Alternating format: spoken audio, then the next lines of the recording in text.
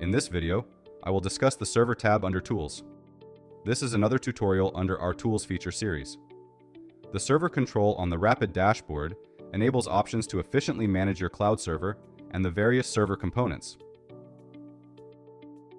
Navigate to Tools, then Server from the left navigation menu of the site you want to manage.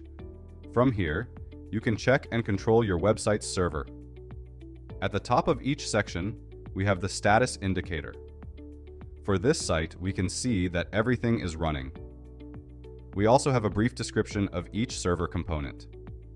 Additionally, if an update is available for a server component, for example, the Lightspeed server, then Rapyd dashboard will alert you to this.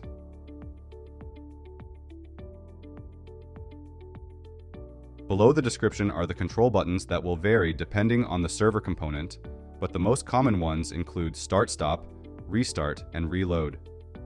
If you are experiencing issues with your website, these tools are useful for debugging or for resetting a server component.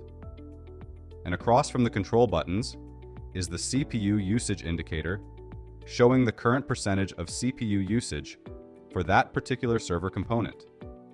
If the CPU usage is very high, this may be an indicator that some aspect of your server stack is overloaded. As you can see, this is a very straightforward page for managing your cloud server. This saves time and eliminates the need to log in to multiple platforms or ask customer support to make changes or updates.